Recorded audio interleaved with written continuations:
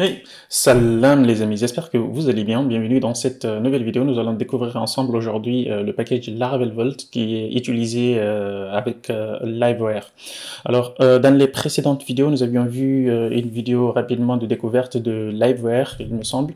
Donc aujourd'hui, je vais aller donc sur la documentation ici de Liveware. Le site web, c'est liveware.laravel.com comme ceci. Et puis, si on vient au niveau de la documentation tout en bas, on a un package ici Laravel Vault. En fait, c'est en quelque sorte, c'est une approche fonctionnelle ici d'utilisation de Liveware. Et comme on avait vu dans la vidéo précédente où lorsqu'on veut utiliser par exemple un composant Liveware, il fallait donc créer, notamment si on veut uniquement accéder à du Blade ou à avoir également une classe directement au niveau de une classe et un fichier Blade en quelque sorte. Donc ici, le but c'est de passer directement dans notre fichier Blade, comme ça on n'aura pas besoin d'avoir deux fichiers par exemple, d'avoir une approche un petit peu fonctionnelle, comme ce qu'on a par exemple pour les frameworks Vue.js. D'ailleurs, il est beaucoup inspiré sur ce framework-là, notamment sur l'approche script setup ici au niveau de Vue 3. Donc c'est ce que nous allons découvrir aujourd'hui. Alors pour l'installer ici, j'ai juste un projet Laravel ici que j'ai créé ici de base. Donc pour le moment, il affiche que ça. Donc si je viens au niveau de cette page-là, on a juste ici ce message-là qui s'affiche directement. Donc il n'y a rien d'autre en fait. Ce que je vous propose ici, c'est de créer de créer un fichier Laveur, déjà de l'installer, créer un fichier, et puis on va essayer donc de faire quelques exemples ici en rajoutant des utilisateurs, en les supprimant, ce genre de choses. Donc ici, sans plus tarder, on va commencer tout de suite. Donc je vais revenir ici au niveau du navigateur, on va aller au niveau de la documentation. Il y a une partie installation ici directement. Si vous vous rappelez bien, on avait donc l'installation ici de Laveur. Alors il faut rappeler que ces packages-là, ils sont pour le moment en bêta encore. Il faudrait qu'on les installe de cette façon-là également. Donc on a Composer Require ici de la version bêta et on peut également prendre ici Laravel Vault ici, Laravel plutôt. Donc ici, pour l'activer, c'est un petit peu comme ce qu'on a vu dans la vidéo précédente ici sur Laravel Folio. On a aussi un installateur ici qui permet donc de faire ce setup-là et d'inclure, de créer en quelque sorte des composants Liveware directement en amont. Comme ça, on n'aura pas besoin de le créer de façon manuelle. On restera juste sur notre fichier Blade et puis il injectera toutes les dépendances, ce genre de choses. On utilisera juste les fonctions ici, les helpers qu'on nous fournit aussi au niveau de l'interface. Donc ce que je vais faire, donc je vais lancer cette commande-là pour qu'on puisse avoir ce setup-là au complet. Donc d'ailleurs, si avant de lancer juste cette commande-là, ce que je peux faire, c'est peut-être de faire juste un commit de ça, peu importe le contenu du commit, git commit message. Je peux mettre même juste comme ça. Et puis avant de lancer de l'installation, comme ça on verra ce qu'il aura touché. Donc si je fais un git statute ici, on a donc il rajoute ici comme ce qu'on avait d'ailleurs au niveau de la vidéo précédente de Laravel Folio, il a un service provider et puis il va créer ici un dossier pour Liveware. C'est quelque chose de standard, c'est pas nouveau, c'est ce qu'on avait vu aussi dans la vidéo sur du Liveware 3. Donc ici, si je viens déjà au niveau de la configuration, on va voir ce qu'il nous a changé à cet endroit-là. Alors il rajoute ici juste le service provider qu'il a déclaré ici. Donc on a ici, si je reviens au niveau de ce service provider, j'ai juste à cet endroit-là. Donc il inclut ici les différentes fonctionnalités en quelque sorte de Liveware au niveau de ces vues-là. Et puis on avait donc une vue également pour les parties pages ici qu'on avait mappé au niveau de Laravel. Les deux peuvent marcher ensemble. On peut les installer de façon indépendante. On n'aura pas forcément besoin de les utiliser forcément ici. Donc ce que je vais faire, on va rester sur ça pour le moment. Donc je vais revenir ici. Et puis il y a une partie où il parle de Laravel Folio, mais on va pas rentrer dedans pour le moment vu qu'on a déjà découvert cela dans la vidéo précédente. Comme ça, on simplifie ici au maximum les choses. Ce que je vais faire ici, je vais créer donc un composant rapidement ici, juste pour tester. Ensuite, on passera à l'exemple un petit peu plus avancé, juste pour expliquer en quelque sorte l'architecture ici qu'on a. Donc, si je reviens au niveau des structures des dossiers ici, on a donc la partie ressources ici, on a les views, et il a rajouté donc juste ce dossier Liveware ici. Pour le moment, il est vide. Donc, ce qu'on va faire, on va créer un compteur par exemple. Donc, je peux faire quelque chose ici, PHP artisan, make, ici des counters. Et puis dans ce make là, d'ailleurs, juste avant, on a plusieurs paramètres ici qu'on peut rajouter. On peut forcer si déjà il y en a un qui existait déjà. Par exemple, si je veux écraser celui-là, je peux le forcer. Et puis on peut rajouter ici les tests unitaires par défaut. Lorsqu'on fait le test unitaire, sans préciser sur du pest, il va passer sur PHP unit. Et puis sinon, il va utiliser du pest. Donc là, on a créé donc ce fichier-là pour le moment. On voit bien que à cet endroit-là, on a le tag ici de PHP. Alors il y a une différence, comme je disais aussi dans la vidéo précédente, il y a une différence entre ces deux-là en fait. Il y a celui-là. Pour ça, celui-là, il est compilé en Blade, en fait, c'est pas du vrai PHP, il sera évalué par la suite lors du rendering, en fait, du template. Par contre, celui-là, il est extrait au préalable, notamment si on utilise également Laravel, ou comme on a vu dans la vidéo précédente, on pouvait donc, en quelque sorte, ici, avoir des buildware, ce genre de choses directement à cet endroit-là, et puis qui seront évalués avant même de le rendu, en fait. Comme ça, on n'aura pas besoin d'aller jusqu'au rendu, parce que sinon, ça coûterait des ressources, de choses. Donc il y a une différence entre ça et ça, donc il faut faire attention entre ces deux. On peut également faire des imports aussi, ce genre de choses, mais c'est juste que il y a une différence ici. Si on fait ça, on n'aura pas cet aspect de réactivité. Donc ici on a notre et on voit bien ici, il nous importe ici une fonction par défaut. Donc je peux aller d'ailleurs au niveau de la définition de cette fonction là. Et puis si je cible ici le fichier, on va bien au niveau des packages ici, c'est Liveware, Vault, ici on a comme pour Laravel Folio, ici on a un fichier ici qui s'appelle Functions. Et puis on a tout un tas de fonctions à cet endroit-là, on a des hooks, on a la gestion des fichiers, on a la gestion ici des règles de validation, ce genre de choses, il y a tout un tas de propriétés ici. On ne les verra pas tous ici dans cette vidéo, c'est juste une vidéo d'introduction ici pour pouvoir montrer comment ces différentes données-là interagissent ensemble. Donc ce que je peux faire ici déjà, alors je vais voir si ce monsieur, il va nous autoriser à... il ne les autocomplète pas, c'est pas grave. Donc ici par exemple, on va copier ce qu'on a à cet endroit-là. On voit bien qu'à cet endroit-là, il nous a donné de base en fait une fonction state, donc on peut directement utiliser ici, on peut lui donner cette fonction-là. Ce soit de cette façon-là, on peut également aller utiliser ici une approche un petit peu comme ça. Comme ça, on lui donne une valeur par défaut, comme ceci. Et ça, ce qu'il fait en fait, c'est en gros, il déclare ici en amont un composant Liveware, comme on avait vu. Donc là, si je souhaite le faire, par exemple, je peux utiliser Laravel IDEA, je peux faire Liveware Component ici, je peux faire Counter, par exemple. Quand je vais juste faire S juste pour le différencier comme ça. Là, on voit bien, il essaie de créer ces deux-là. Pour le moment, je vais garder juste le composant, c'est juste pour donner un petit exemple en fait. Donc, on voit bien ici la différence en fait. Alors, l'équivalent de ça, de ce qu'on a ici au niveau de cette vue ici, c'est à peu près, c'est comme si on avait juste un public ici, count ici à 0. En gros, c'est ça. Lui, derrière, il va compiler cette partie-là, il va attribuer ici ces différentes propriétés-là. Si on souhaite y accéder, par exemple, ici, au niveau de notre classe, à cet endroit-là, on aura juste à faire un count comme ceci, par exemple, et puis on aura la valeur là. Là, je vais mettre juste 7. Et puis juste pour pouvoir afficher cette valeur-là directement ici. Donc, si je reviens au niveau de mon navigateur ici, je peux donc virer ce message-là au niveau du welcome page ici. Donc, je peux enlever ça. Tac. Je peux enlever le contenu et comme ceci et donc faire liveware ici. On a au lieu de count ici, c'est le counter en fait. Donc on voit bien le chiffre 7 ici qu'on a mis au niveau de notre state à cet endroit-là. Donc on voit bien que là, je peux d'ailleurs supprimer cette partie-là. Je peux supprimer le count que je viens de rajouter ici entre let anyway. Et on peut également le virer ici. Là, on n'aura même plus besoin de ça. On peut le virer également ici. Donc là, on voit bien qu'on n'a plus les fichiers, les dossiers de Liveware, ce genre de choses ici directement. On voit bien que c'est le state à cet endroit-là qui est rajouté. Donc ici, ce qu'on peut faire donc pour cette partie de réactivité, on peut donc avoir quelque chose comme ça.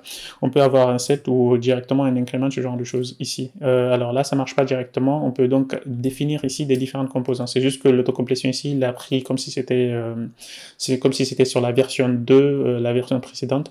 Là maintenant, ici, si on souhaite par exemple incrémenter incrémenter quelque chose, il faut qu'on définisse en quelque sorte une variable. Donc on peut faire ici increment, par exemple, ce genre de choses, et faire ici un set count. Alors l'autocomplétion, il n'est pas au top ici, vu que c'est une fonctionnalité qui vient tout juste de sortir. Je pense que GitHub Copilot, il s'en mêle un petit peu les pinceaux. Donc là, on a fn ici, on peut la réduire à ça, increment. On peut avoir une autre fonction ici, decrement, comme ceci, et puis ça nous permettra donc d'incrémenter et de décrémenter ici les différentes fonctionnalités. Donc là, on peut donc avoir quelque chose comme ceci. D'ailleurs, il nous montre ici au niveau de la documentation, on a la partie increment ici qu'on peut rajouter ici directement. Alors, je vais voir juste là où il l'appelle. Il me semble que j'ai juste le wire click ici. On donne increment, le nom de cette variable là. Donc on va faire quelque chose comme ça, right click de ça, et puis ça, tac, on a decrement, tac tac tac, comme ceci. Donc on a quelque chose comme ça. Si je reviens au niveau de cette partie là, on a donc notre increment et le decrement ici qui marche comme il se doit. Alors là il me sélectionne tout, mais voilà.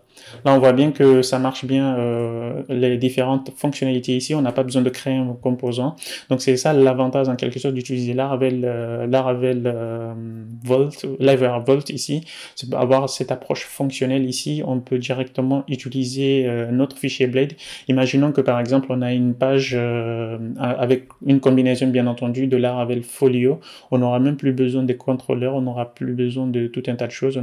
On peut interagir de là directement avec nos différentes bases de données et les middleware, ce genre de choses. On peut directement définir ici des middleware et puis faire tous les contrôles qu'on a. Comme ça, on simplifie beaucoup l'approche ici, qu'on avait une approche monolithique de façon un petit peu complexe, par exemple des requêtes, ce genre de choses. On peut rajouter directement ici des règles de validation, ce genre de choses. Donc ça simplifie beaucoup de choses et ça me permettra donc de faciliter l'utilisation ici de nos différentes interfaces. Donc là, ce qu'on peut faire directement, ici on a créé donc, on a vu la différence entre cette approche fonctionnelle-là et cette approche classe ici, objet, on va dire. Et donc ce qu'on peut faire ici, je peux commencer directement à créer par exemple une liste d'utilisateurs. Donc ce que je vais faire ici, je vais créer un nouveau composant, users par exemple, users, juste comme ça. Et puis, on aura donc une liste d'utilisateurs ici.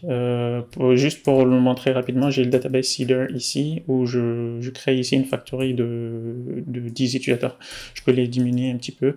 Là, du coup, ce que je vais faire au niveau à cet endroit-là, je vais enlever le notre compteur ici. Je vais donc créer ici users, ici, comme ceci. Donc ce truc-là, on n'aura plus besoin, on peut le supprimer. Et puis pour ce composant-là, le users, ici, on aura donc une liste de nos utilisateurs. Donc pour cela, on aura donc un state ici des utilisateurs. On peut avoir quelque chose comme ça, ou alors on peut avoir aussi les tableaux comme ceci. Ça nous permettra donc de définir plusieurs choses à cet endroit-là. On peut donc avoir, par exemple, ici, users, quelque chose de cette façon-là, ou alors on peut avoir également une certaine réactivité ici de nos utilisateurs, par exemple, qui vient comme ça, il va fetcher de façon périodique aussi au niveau de la table. Pour le moment, je vais pas faire ça, je vais juste faire quelque chose comme ça, users all par exemple, et puis ça nous affichera tout, ça nous sortira tous nos utilisateurs en quelque sorte. Donc là, on n'aura pas besoin de cette clé-là, on peut juste avoir quelque chose comme ça. Et puis là, ce que je peux faire, c'est donc d'avoir ici quelque chose comme ça. Je peux avoir ici un for each the users as user, comme ceci, et puis à l'intérieur on aura donc une liste d'utilisateurs ici. Donc si j'aurais bien aimé ici qu'il m'affiche des choses. Donc là, si je reviens à cet endroit-là, on voit bien nos différents utilisateurs. Alors là, je vais diminuer un petit peu le texte ici, et puis je vais enlever un text center. Et là, je vais rajouter juste des bordures rapidement. Donc je peux faire ici border, quelque chose comme ceci, directement ici. Alors, tac, on peut avoir quelque chose comme ça. Alors là, ça me plaît pas trop, on va juste garder le nom. Et puis, qu'est-ce qu'on peut avoir d'autre? On peut avoir ici juste un bouton, ici, par exemple, delete, ici. Voilà, tac, je peux avoir ici un flex. justify between, et là on a une classe ici, tac. Pour le moment je vais juste enlever ça. Donc là le background ici je pense qu'il pose problème un petit peu, je vais l'enlever les gradients là, je vais faire un truc très simple en fait, je vais avoir ici du rose silver de 50. On a donc quelque chose comme ceci, et puis le but ici donc c'est d'afficher les utilisateurs. Je peux rajouter ici un bouton tout en haut, ici juste pour rajouter ici un nouvel utilisateur par exemple. Ce que je vais faire donc, je vais créer un nouveau composant qui va faire cela, create user par exemple. Comme ceci, et puis on va pas se prendre beaucoup la tête, hein, on va juste on va juste appeler ici, lorsqu'on clique ici sur un bouton, il faudrait donc en quelque sorte qu'on crée juste une méthode à cet endroit-là, donc create à cet endroit-là, create user, quelque chose comme ceci, donc on n'aura pas besoin du state, et puis on peut faire ici user, à cet endroit-là, user, ici on peut utiliser la factory directement, et puis create. On aura donc notre nouvel utilisateur ici. Je peux faire quelque chose comme ça. Et puis, qu'est-ce qu'on peut avoir d'autre? On peut donc faire soit un push, ce genre de choses, mais bon, on va pas faire ça pour le moment. Donc j'aurai juste un create user ici, ou save. Et ce que je vais faire donc, à cet endroit-là, je vais rajouter un bouton à cet endroit-là, juste pour qu'on crée ici un utilisateur. Donc pour cela, je vais mettre le bouton juste au-dessus à cet endroit-là. Donc je relève where ici, create user. Alors j'aime pas trop cette écriture-là, donc je vais passer à l'écriture un petit peu template, quelque chose comme ceci. Donc voilà, on a ici notre space y de 4 peut-être. Space, ouais. Voilà, ici, lorsque je clique ici, on aura donc un nouvel utilisateur, etc. Alors là, pour le coup, du coup, ce que je pense que là, alors qu'est-ce qu'on peut faire? Screen, overflow, scroll, overflow, auto, y, auto. Donc là, on aura la possibilité normalement de, lorsque je clique ici, je peux faire directement ici, create user, et si je fais ça par exemple, je peux faire un DD juste de user created par exemple. Lorsque je clique ici, a priori, ah oui, c'est parce qu'on n'a pas mappé ici, c'est normal. Donc lorsqu'on clique ici sur notre utilisateur, sur le bouton donc de création ici, on a juste à prendre ici le nom ici de la variable. On n'a pas besoin ici de mettre le dollar, vu que c'est on clique ici, il map ici cette fonction là, une fonction, on utilise une approche fonctionnelle. Et il map cette fonction-là à la fonction dynamique qu'il créera dans le composant, dans le vrai composant en quelque sorte. Donc lorsque je clique ici, user created, à cet endroit-là. Donc on a quelque chose comme ça ici, donc on voit bien que l'utilisateur a été créé, et si je rafraîchis ici, normalement on a ici des utilisateurs. Alors là, ça m'embête un petit peu ici, je sais pas ce que j'ai foutu à cet endroit-là. Tac, tac, tac. Donc là, j'ai quelque chose comme ça. Tac, tac, tac. Je pense que c'est ça, peut-être. Je peux enlever le flex à cet endroit-là. Comme ça, on part sur quelque chose de très, très basique. Et puis, on se contentera de ça. Voilà. On a notre max width de XL, peut-être. Et puis, MX auto. On va le centrer. Et padding aussi, on va mettre à 20. De part et d'autre. Donc on a notre composant à cet endroit-là. Lorsque je clique ici, on a normalement un élément qui va se rajouter ici. Ce que je vais faire à cet endroit-là, alors on a normalement une key value ici. Donc ce que je vais faire ici, je vais rajouter ici à cet endroit-là, juste au début, un petit span à cet endroit-là, juste pour montrer l'ID en quelque sorte de l'utilisateur. Donc j'aurai quelque chose comme ça. Ici. Donc on a ici notre ID, et ça nous permettra donc de voir ce que, pour le moment on a 12 ici. Alors je vais reprendre, je pense, les migrations, comme ça on n'en aura pas trop. Artisan, make, voilà, artisan migrate ici, fresh seed, et puis là on aura nos 7 utilisateurs de base ici. Lorsque je clique ici, je rafraîchis, on a un 8e qui s'est rajouté en fait. Mais nous, ce qu'on veut en fait, lorsqu'on clique ici, c'est de mettre en place ici directement cette notion de réactivité ici. Alors là, on va pas se prendre la tête pour le formulaire ici, vous aurez compris, ici on aura un formulaire qu'on aura mappé directement ici pour la création des utilisateurs. Pour le moment, on utilise juste une factory pour cela. Donc à cet endroit-là, ce qu'on peut faire, c'est de déclencher par exemple des événements. On a la possibilité de faire cela maintenant au niveau de LiveWire 3. Dans la version précédente, il n'y avait pas moyen de le faire. Donc si je viens au niveau de la documentation, ici on peut accéder à cette partie listeners ici, ou alors on scroll directement, on peut avoir cette notion de listeners ici. Donc on peut donc faire quelque chose comme ça, on à cet endroit-là, et puis donc écouter les différents événements. Donc alors on va juste voir où est-ce qu'il va sauvegarder par exemple event. Alors tac tac tac, event. Juste comme ça, on a les différents événements à cet endroit-là. Par exemple, on peut dispatch. Donc normalement, on a une autre fonction qui s'appelle donc dispatch, quelque chose comme ça qu'on peut directement utiliser. Alors, je ne le vois pas directement ici au niveau de la documentation, mais on va essayer de l'inclure en fait. Donc, au niveau de notre composant create user ici, ce que je vais faire ici, c'est utiliser dispatch. Dispatch ici. Alors, c'est pas le dispatch de Laravel, mais je pense c'est un dispatch à cet endroit-là. Est-ce qu'on peut avoir ici un dispatch? On l'a pas.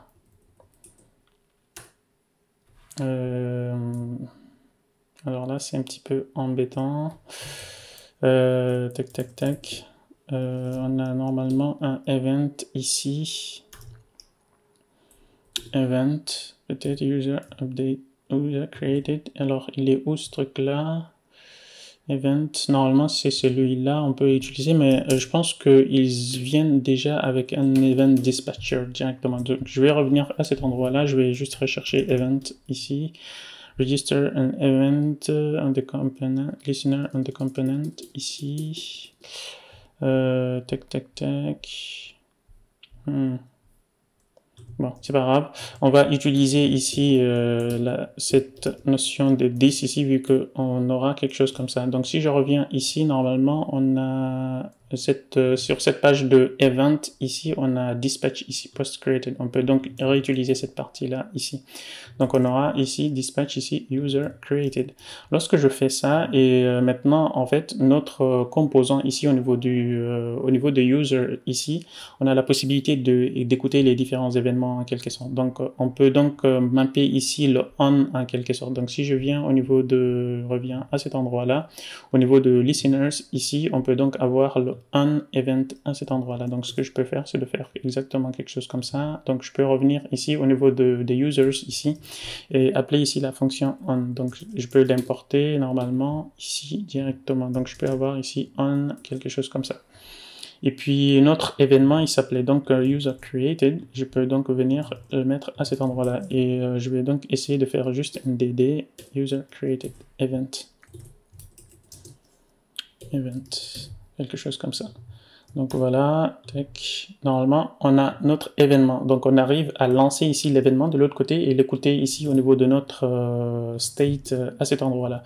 Ce qu'on peut faire à cet endroit-là, c'est soit utiliser les computed ici ou alors directement rafraîchir ici notre liste d'utilisateurs. Donc je peux faire quelque chose comme ceci, par exemple, faire un this, par exemple, users égale users all, par exemple. Donc là, pour le moment, on a dit, si je rafraîchis 10, tac, on a 11. On voit bien qu'on peut donc rajouter quelque chose comme ça, 11, 12 et 13, ce genre de choses. Donc on voit bien que ça marche maintenant. On a cette notion de réactivité. Alors ce qui se passe derrière, en fait, c'est des événements, il y a des clics ici. Alors j'ai un petit peu du mal avec mon écran.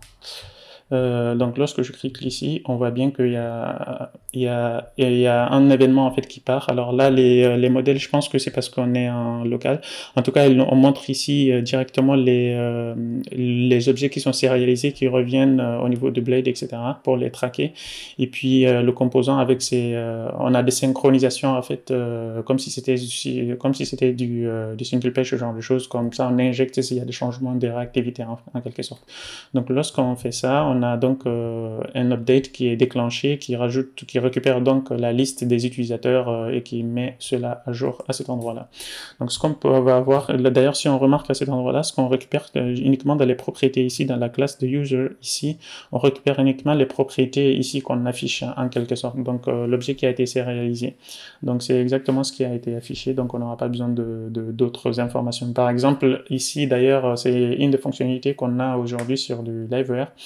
On a la possibilité, en tout cas sur la version 3, on a la possibilité ici par exemple, sur tous les modèles, par exemple les propriétés qui sont notamment sensibles, notamment les passwords, ce genre de choses, les tokens, ce genre de choses, par défaut ils les masquent, ils ne sont pas visibles au niveau de l'utilisateur, ils ne seront pas dans les requêtes, les différentes requêtes, à moins qu'on les force, contrairement à la version 2 où il fallait donc explicitement dire que cette propriété-là, je veux que tu la masques, ce genre de choses, ou alors la mettre en privé. Donc ici, ce que j'ai, on a donc nos différents événements ici. Alors on a cette notion aussi de hook en quelque sorte. Par exemple sur Vue.js, on avait vu onCreated, onMounted, ce genre de choses. On a cette propriété-là, ces différentes fonctions aussi qu'on peut mettre en place. Dans les vidéos précédentes aussi sur du Liveware 3, on avait vu les placeholders qu'on pouvait donc utiliser lorsqu'on a par exemple un composant. Supposons que là, ce composant qu'on a ici, il affiche toute la base ici de l'utilisateur. D'ailleurs, c'est ce qu'on a en ce moment. Imaginons qu'on a 10 000 utilisateurs. Ça peut être une requête très coûteuse, par exemple. Mais en attendant, par exemple, qu'ils finissent de charger ces différents utilisateurs, on peut donc avoir cette notion de placeholder ici.